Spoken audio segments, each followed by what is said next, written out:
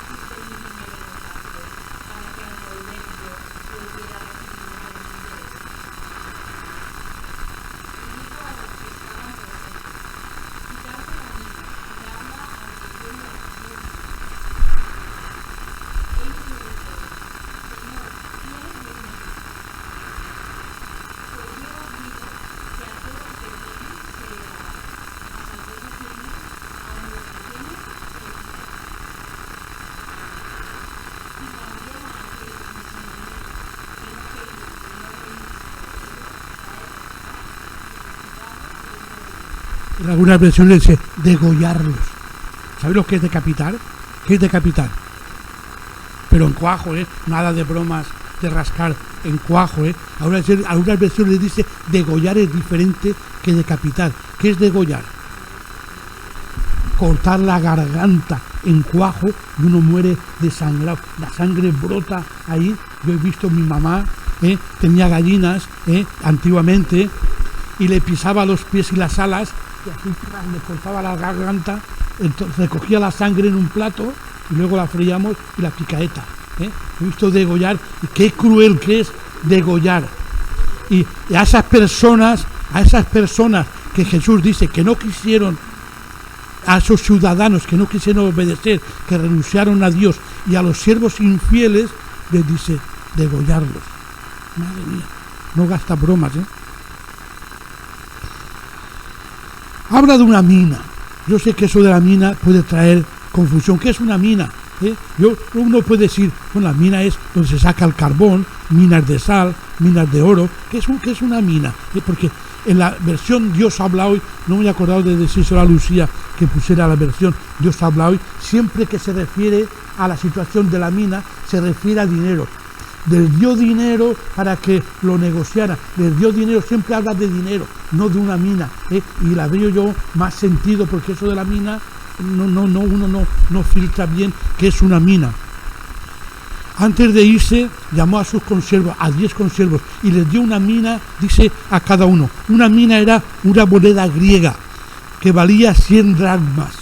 Y la dracma era equivalente a un denario.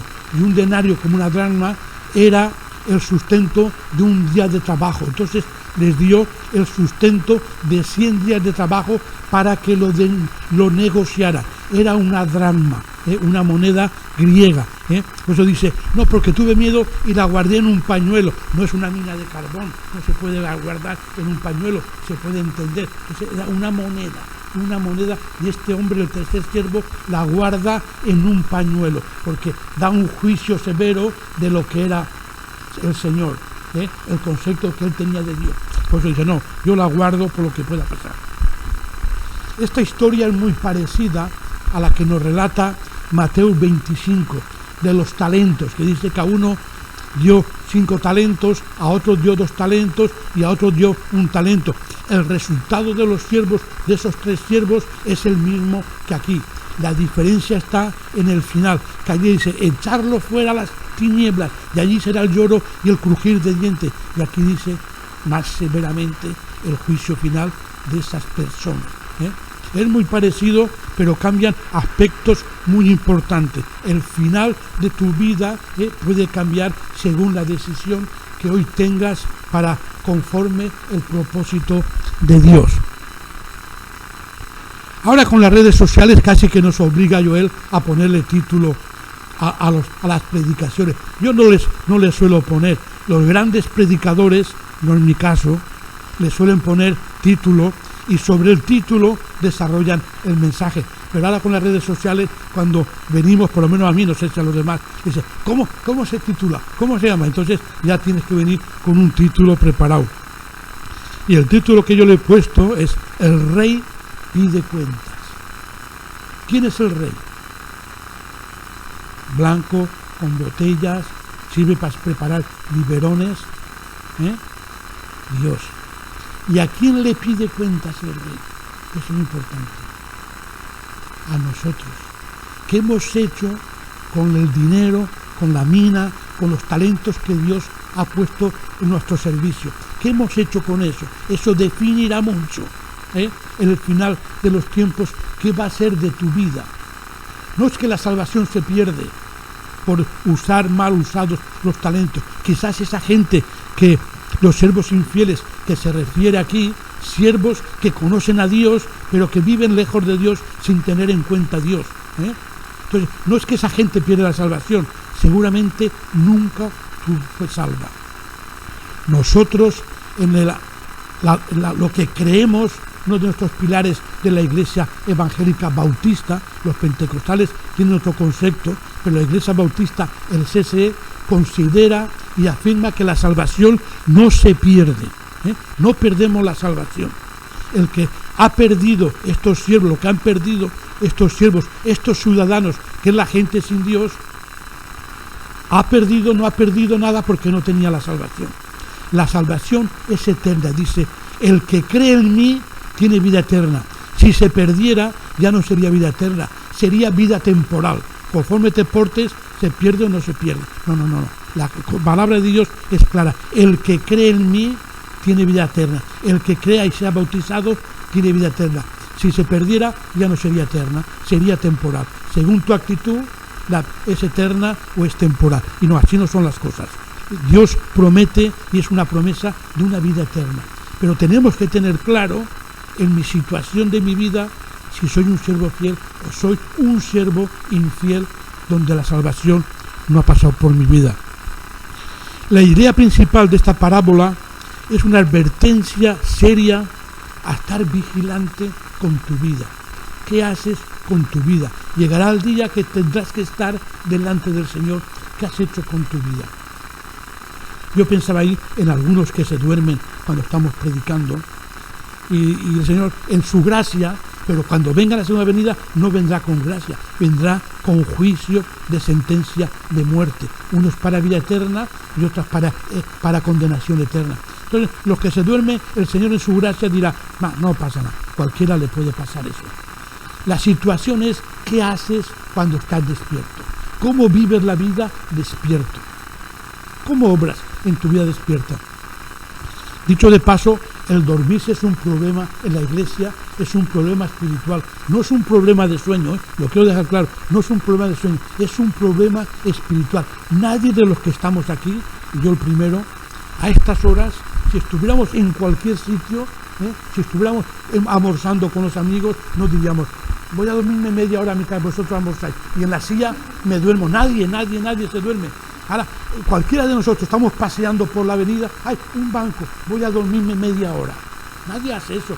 En los 7 días de la semana, mi caso, estoy trabajando, las 11, voy a dormirme media hora, no está el jefe. Nadie hace normalmente, mejor hay casos y peroles, pero normalmente no se hace.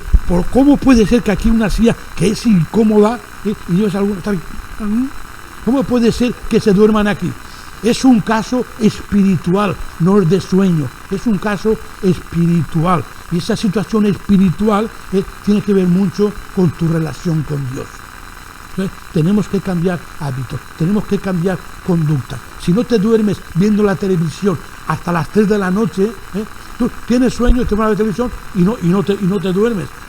Y sin embargo aquí, que estás levantado a las 10:30, a las 11:15 te estás durmiendo.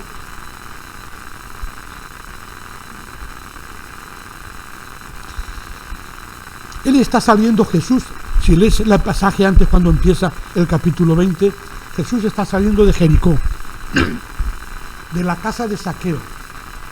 Allí ha pasado un milagro, algo especial, algo grande. Zaqueo, que era un pervertido del dinero, era un ladrón, era un sinvergüenza, limpiaba a todos sus compatriotas el dinero. No se dice, ¿qué le diría Jesús? No explica aquí la conversación de Jesús con Zaqueo, pero ¿qué le diría para que él pueda decir, la mitad de mis bienes doy a los pobres? ¿Cómo tocaría Jesús su corazón a esa convicción? Si algo he defraudado, lo devuelvo cuadruplicado. Entonces, cuando sale de ahí, pensando, viendo él lo que la gente estaba pensando, les relata esta parábola. Dice que estaba cerca de Jerusalén, dice el texto. Jericó de Jerusalén está a 25 kilómetros. Los que han ido por allí esas tierras y conoce aquello, hay 25 kilómetros de Jericó a Jerusalén. Y ya los más entendidos dicen que este acontecimiento ocurre 7-8 días antes de ser ejecutado. Entonces relata esta historia tan bonita que no tiene desperdicio. Yo algo voy a compartir, pero la historia es muy larga y muy bonita. Jesús está contando aquí lo que Él va a hacer y explica que se irá y en el tiempo adecuado volverá. Habla de un noble, pero sus conciudadanos, y llamándole, dijo, pues un hombre noble se fue a un país lejano para recibir un reino y volver. ¿Quién es ese hombre noble? Jesús. Y está hablando, la historia está hablando de él mismo, lo que va a pasar en su vida. De aquí poco va a ser ejecutado, se va a ir a recibir un reino, pero con la condición que volverá. Entonces dice, ahora, mientras yo me voy a ir, mientras yo me voy, vosotros tenéis una tarea que hacer, vosotros tenéis un compromiso que hacer, y es multiplicar lo que he puesto en vuestras manos. ¿Qué ha puesto Jesús en tus manos? La palabra de Dios. Y el propósito es que la gente que no conoce a Dios, a través de la vida de la iglesia, la gente pueda conocer a Dios. Dios ha puesto en nuestras manos lo más precioso que tiene Dios. Es un privilegio que ni los ángeles lo tienen. Solo la iglesia de Jesús tiene el privilegio de tener la palabra y compartirla con los que no los conocen. Lo más precioso que podemos tener en la vida es conocer la palabra de Dios. Lo más precioso que podemos dejar a nuestros hijos, si les dejamos dinero, un piso, un chalet, una cuenta bancaria grande, muy bien, si se puede. Pero no siempre es bueno, No siempre es bueno darle lo que quieren porque no valoran lo que tienen. Entonces lo más precioso es dejarle la palabra de Dios, los valores cristianos que podemos sacar de ellos. Sin la dirección de Dios, de poco puede servir el dinero. Sin la dirección de Dios, el dinero no es bien usado. Lo veis, la mayoría de gente con dinero lo usa en cosas que no edifica su vida, sino edifica y malgasta la carne. El dinero a veces, deber de hacer bien, perjudica la familia y el matrimonio. Pon Hebreos 11:25.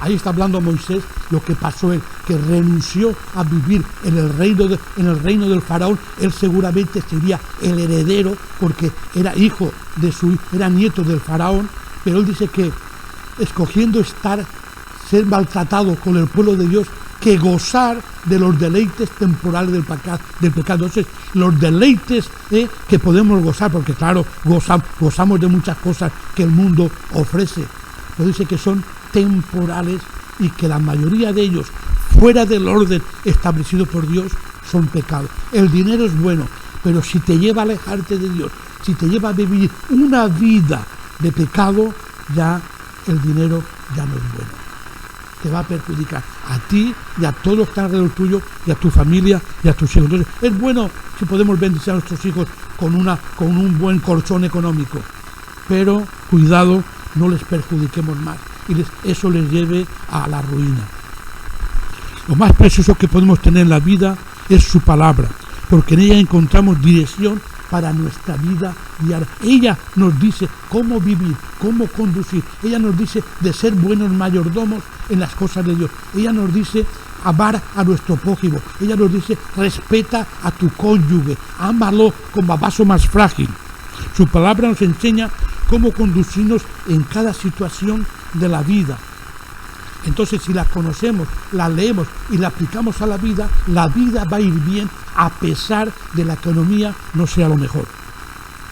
En los momentos de crisis, ella nos da paz y seguridad si la aplicamos a la vida. Nos enseña a cuidar y respetar a las demás personas, que eso se ha perdido. Tenemos en su palabra, si la aplicamos a la vida, bendición de Dios. Tenemos en su palabra protección divina. Entonces, el dinero bien, todo lo que tú quieras, pero sin la guía de Dios, de poco sirve el dinero. De poco sirve el dinero. El dinero importa y es necesario, pero sin la guía y su dirección, el dinero puede caer en saco roto. Y Ageo es muy bonito lo que dice Ageos 1:6 y 7.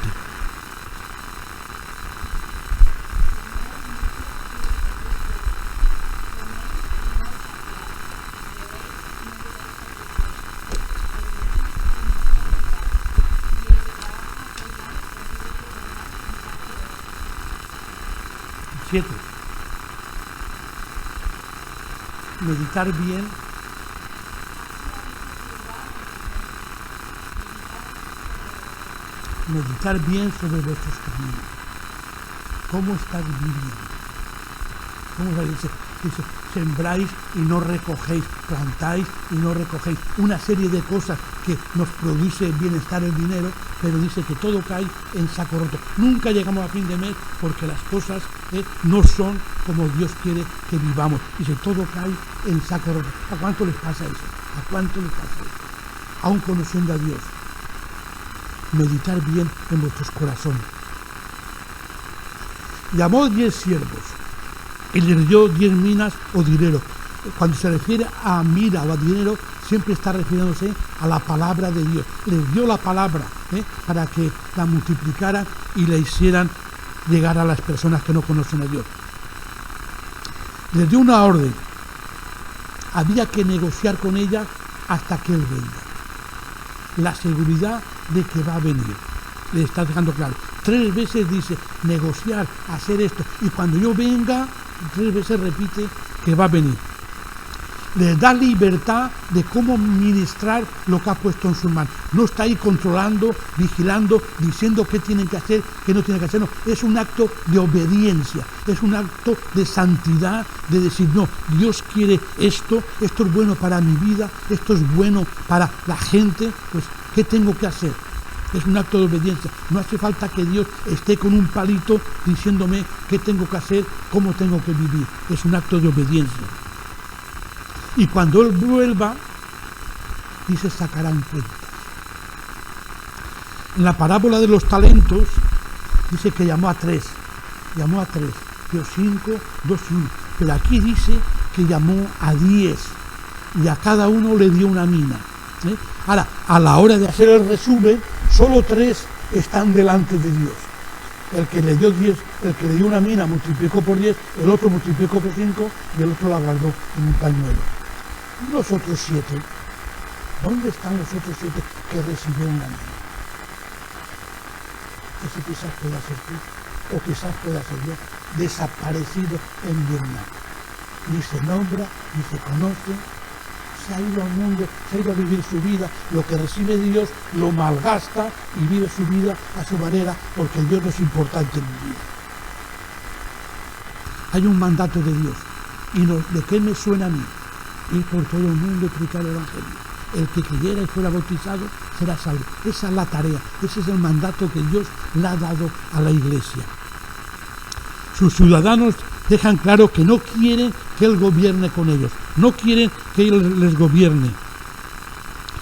El versículo 14, pero sus ciudadanos le aborrecían y enviaron tras él una embajada diciendo, no queremos que este reine sobre nosotros. Dejan bien claro, el mundo tiene bien claro que no quieren que Jesús gobierne sobre su vida. A mí nadie me tiene que decir cómo tengo que conducirme, a mí nadie me tiene que decir cómo tengo que administrar mi vida. La soberbia. El mundo necesita de Dios, necesita el mensaje de salvación, y sin embargo a mí no me tiene que decir Dios cómo vivir. Lo triste es que dentro de la Iglesia también hay cristianos infieles que viven como los del mundo. Esa es la realidad del día a día de hoy. La Iglesia de hoy no está, no, nunca me refiero a esta, esto es para los demás. La Iglesia de hoy, la Iglesia evangélica, está desacreditada por tantos cristianos que no viven como Cristo, por tantos cristianos que no reflejan que Cristo es su Señor. Está desacreditada por tantos siervos infieles que viven la vida como el mundo. Los ciudadanos representan a todos aquellos que hoy, por incredulidad o por dureza de su corazón, no quieren que el Señor Jesús reine en sus vidas. La mayoría de gente, a pesar de la agonía que están viviendo, a pesar de la situación difícil que están viviendo, no, a mí Dios no me hace falta para nada. A mí Dios, ¿para qué? Eso es para un sector minoritario, eso es para los tontos, para los torpes. A mí no. Yo quiero creer que en esta situación que está viviendo Valencia, mucha gente habrá pensado o estará pensando, ¿qué me quiere decir Dios? Pero también habrá mucha gente que estará maldiciendo, que estará diciendo, no quiero saber nada de Dios. Pero nosotros, ¿en qué situación estamos? ¿En qué bando estamos? En lo que decimos, dicen, no quiero saber nada de Dios, o meditar, algo me quiere decir Dios en esta situación. Personas con 3 divorcios, con hijos en la droga, aún son capaces de... A mí que nadie se meta con mi vida. Yo sé cómo vivir. Dios a mí no me hace falta. Y así les va a la sociedad. ¿Quieres poner 1 Corintios 2:14?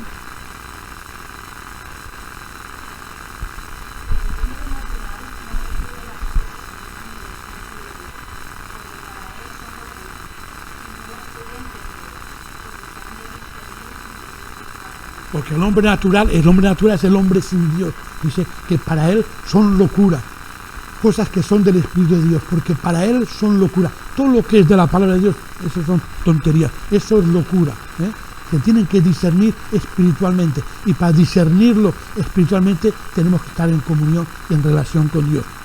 Entre la dureza del corazón de la gente, el engaño de Satanás y que la Iglesia está dormida, será muy difícil que podamos oír, está bien, buen siervo has sido.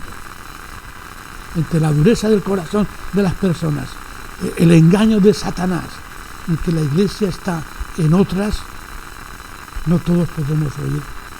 Ojalá yo sí, ojalá. Bien, Juan, buen siervo has sido. ¿Tú crees que conforme vives vas a oír esas palabras del Señor? Cuando volvió, llamó a aquellos siervos a los cuales había dado el dinero para sacar cuenta. No solo a los hombres de esta historia Dios le pide cuentas. Cuando venga a ti y a mí, también nos pedirá cuentas de qué hemos hecho con lo que Dios ha puesto en nuestras manos. Pero sin ninguna duda, nos pedirá cuentas. ¿Crees que te dirá buen siervo y fiel? Cuando sea llamado a su presencia a rendir cuentas a Dios ¿qué excusa le pondrás?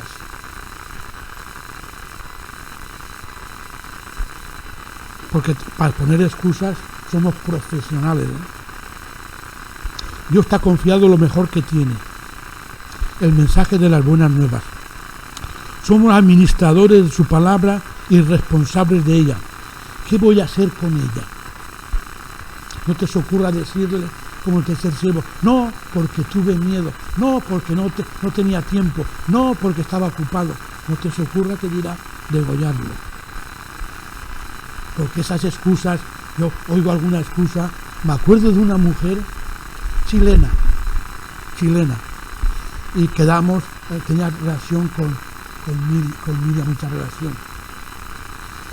Y un domingo nos vino y al lunes la vio. ¿Qué te pasó ayer? No, es que mi madre estaba con la tensión alta y estaba preocupada y estaba pendiente de la tensión a ver si le bajaba. Y resulta que ella vivía en La Llosa y su madre estaba en Chile. Y ella pendiente por si le sube la tensión, llevarla al médico o darle una pastillita. Tenemos que mejorar las excusas, tenemos que subir el nivel de las excusas, porque delante de cualquiera de nosotros, cualquier bola que dicen aquí, cualquier mentira, nos la tragamos y bien, mira, no, es que la lavadora me pierde agua. Pero delante de Dios eso no nos sirve. Entonces tenemos que practicar mejor. No te se ocurra decirle, no puedo, porque no sirve delante del Señor. En esta parábola vemos tres grupos de personas. Los ciudadanos que están aquí, que no quieren que Dios reine sobre ellos, que son todos aquellos que no creen en Dios, que renuncian a Dios, los ciudadanos, los siervos fieles que siguen a Dios a pesar de las circunstancias que nos puede traer la vida. Ramón hablaba mientras presidía de las circunstancias difíciles que podemos tener en la vida, crisis, problemas económicos, problemas matrimoniales, problemas de pareja, podemos pasar muchos problemas como los demás que no conocen a Dios, pero el siervo fiel, a pesar de esas circunstancias, sigue siendo fiel. No sé por qué estoy viviendo eso. ¿Crees que muchos cristianos que han perdido todo no dirán, Señor, ¿por qué? ¿Qué me quieres enseñar? ¿Por qué a mí? Y no hay respuesta para todo. Pero el siervo fiel, a pesar de esas adversidades, de esos golpes duros, sigue siendo fiel. Eso no cambia mi fidelidad.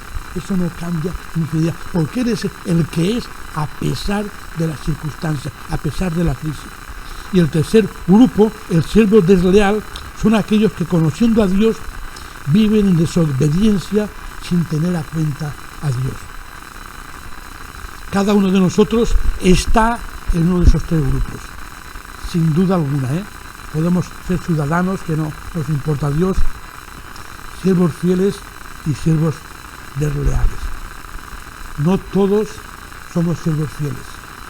La mayoría están en el grupo de los siervos infieles. Todos no estamos en el siervo fiel. Pero bueno, siempre es tiempo de cambiar.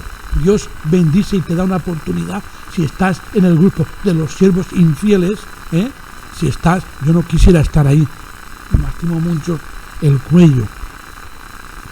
Si estás en el grupo de los siervos infieles, puedes cambiar y pasar al grupo de los siervos fieles. El siervo infiel es aquel que aún conociendo a Dios le importa poco la vida cristiana. Entonces para cambiar es humillarse, pedirle perdón, y vivir una nueva conversión, una verdadera conversión, porque tú no puedes limpiar tu corazón, tú no puedes limpiar tus pecados, necesitas la sangre de Jesús para limpiar tu corazón y limpiar tus pecados. Entonces el siervo infiel necesita, todos necesitamos de Jesús, pero el siervo infiel necesita quebrantarse delante de Dios, pedirle perdón y vivir una verdadera conversión. Lo que estás viviendo, no me refiero a esta iglesia, lo que está viviendo hasta ahora el cristiano, la mayoría de ellos no es una verdadera conversión, es una rutina, un pasármelo bien. Dicen que la mayor iglesia que existe es la iglesia del mundo, la denominación más grande que existe, dice que es la iglesia cristiana. Yo creía que eran los musulmanes, que son tantos, miles y miles, dicen que no. La mayor denominación que existe es la iglesia cristiana, con 2.500 millones de cristianos. 2.500 millones de cristianos. Si esos fueran cristianos fieles, en 2 semanas vendría el Señor. Porque dice que el Señor retarda su venida porque quiere que todos se salven. Si esos 2.500 millones de cristianos fueran siervos fieles que buscan las almas perdidas, el Señor ya hubiera venido a rescatar su iglesia. Lo que pasa es que esos de 2.500 millones, el 95% son cristianos nominales. El ciudadano puede pasar a ser siervo fiel confesando su pecado, diciendo: Señor, perdóname porque te he fallado, perdóname porque no te he tenido en cuenta nunca, perdóname porque mi vida está lejos de ti, pero quiero cambiar. Y buscar a Dios de corazón, y Dios bendice la vida esa, y automáticamente pasa a ser un siervo fiel cuando se compromete con la iglesia, cuando se compromete con Dios, cuando busca a Dios de corazón, cuando busca aprender de la palabra para vivirla y aplicarla a su vida. La palmadita de Jesús a la espalda del primer siervo: ha sido fiel, sí, bien siervo ha sido, sobre 10 naciones te pondré. Al segundo: sí, 5, bien, buen siervo. La cantidad a veces no sería lo más importante, porque el éxito en la vida se mide por la cantidad de las cosas, pero en Jesús el éxito no existe, existe la fidelidad, la santidad. Nosotros medimos el éxito porque el mundo lo mide así, en medida, pero la iglesia tiene que medir el éxito, por llamarlo de alguna manera, en la santidad y en el compromiso. Para oír la palmadita de Jesús: buen siervo, pasa a la presencia de tu Señor. Hace falta mucho más que venir los domingos, que los jueves venir. Todo eso es bueno, importante, necesario, pero hace falta fruto. Hace falta fruto. Por los frutos los conocéis. El fruto hace la diferencia. Entonces, lo que tenemos que esforzarnos para que Dios nos dé la palmadita: buen siervo, así me gusta. Ojalá me lo dijera a mí. Pasa al trono de tu Señor. Es el fruto. No los cultos que venimos o que bien tocamos la guitarra o el piano. Si quiero ir bien hecho, buen siervo, requiere algo más. Tu mina ha dado 10 minas, la respuesta del primer siervo. La respuesta del segundo, casi que lo mismo. Al segundo siervo es halagado por lo que hizo y pasa a reinar con el Señor. El tercer siervo dice que guardó el tesoro en un pañuelo. Representa a tantos siervos que guardan su palabra en un cajón, nunca la sacan, no la conocen, no la viven, no la practican, no la enseñan. Eso es el siervo infiel. El tercer siervo. Jesús a los demás siervos le dedica 2 versículos solamente. Bien has hecho, ven con el Señor. Bien, a este tercer siervo le dedica 6 versículos. 6 versículos, digo yo. ¿Será porque es lo más común que vamos a ver en la iglesia? ¿Será porque quiere que prestemos atención y cambiemos de ser un siervo infiel a un siervo justo? ¿Qué será? ¿Qué querrá decirnos el Señor en esta parábola? ¿Será lo más común en la iglesia? ¿Será triste que lo más común en la iglesia sean esos siervos ilegales? El tercer siervo no estaba muy bien, me parece a mí, porque pone a caldo al Señor. Pone a caldo, porque tuvo miedo, porque sé que ciegas donde no plantaste, que recoges. Vamos a ver cómo dice, para tener más exacto, el versículo 21. Porque tuve miedo de ti, por cuanto eres hombre severo, que toma lo que no pusiste y que ciegas lo que no sembraste. Lo pone a caldo, Fíjate tú, ¿qué conocería del Señor para tener esa conclusión del Señor? ¿Qué conocería? Nada. Era un siervo que no conocía a Dios. Era un siervo que vivía una vida desordenada, por eso no conocía a Dios. Para sacar esa conclusión del Señor. El Señor de gracia, de misericordia, no existía para él.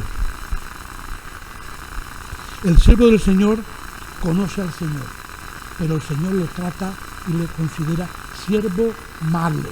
Siervo malo. Pueden haber muchos siervos, pero ahí no quiero estar yo. Conoce su palabra, pero vive en desacuerdo con lo que Dios quiere. Lo que Cristo ha hecho en la cruz no es suficiente para que yo deje mi vida de pecado. Las advertencias del infierno, de un infierno de fuego y azufre, no es suficiente para tener temor de Dios. Debería de serlo. En el mundo financiero hay dos formas de generar dinero. Se llama una forma activa y otra es pasiva. Activa y pasiva. Dice que la forma activa es cuando generamos dinero por trabajar, sudar, remangar la camiseta a través de un horario, a través de una nómina. Todas esas formas de generar dinero a través del trabajo duro, pesado, eso se llama una forma activa. Y la forma pasiva es cualquier cantidad adquirida sin esfuerzo.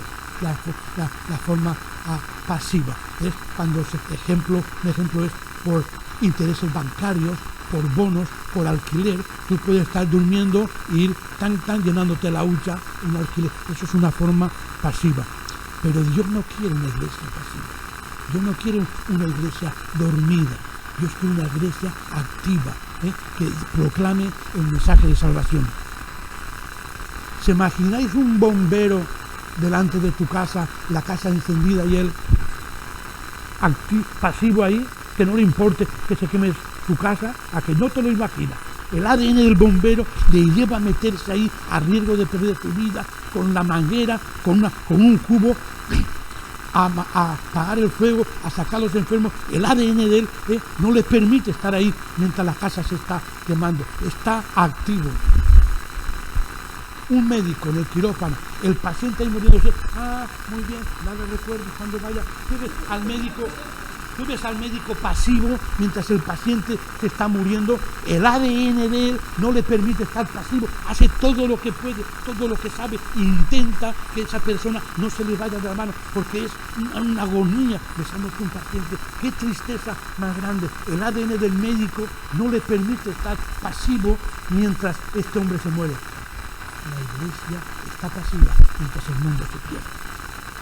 Eso es el ADN del cristiano. El ADN no tiene que ser ese, estar pasivo mientras el mundo se pierde. Eso es el ADN de la iglesia. No, eso no es el ADN de la iglesia. La iglesia del Señor tiene que tener el ADN de activo. Lo que Jesús espera de su iglesia, de sus siervos, es que multipliquemos lo que Él ha puesto en nuestras manos, el encargo que nos ha dado, que es anunciar el mensaje de salvación. Él demanda de nosotros una inversión activa de tiempo y energía.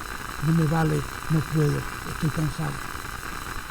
Uno puede hacer más, otros menos, como vemos aquí, unos 10, otros 5, unos pueden hacer más, otros menos, pero todos debemos estar activos. Todos tenemos que hacer algo para el reino de Dios. Y eso es el ADN de la iglesia. No puede tener Dios una iglesia pasiva. No podemos ser una iglesia pasiva y ya vendrán y en el cielo nos veremos. Eso no es el ADN de la iglesia. Os invito a que se desafíen. Yo no quiero desafiar a nadie porque es el Señor, tú delante del Señor, el tener el desafío de ser una persona activa en las cosas de Dios. Todos tenemos trabajo, todos tenemos ocupaciones, todos tenemos 1000 cosas que hacer, pero eso no sirve en el juicio final delante de Dios. Dios quiere ver frutos de tu vida, de tu conducta, de tu testimonio. Te desafío a que delante de Dios te comprometas a una vida activa, a una vida que la agrade a Dios, para que te pueda dar la palmadita. Pasa lo que quieras llamar, pasa, qué alegría que Dios me diga a mí eso. Qué tristeza toda la vida aquí, y cuando llega Dios a mí me diga, no, la puerta se ha cerrado. Qué tristeza. Por eso tenemos que considerar nuestra vida delante de Dios. ¿Qué es lo que Dios quiere? ¿Es lo que le gusta a la gente? Que Dios os bendiga.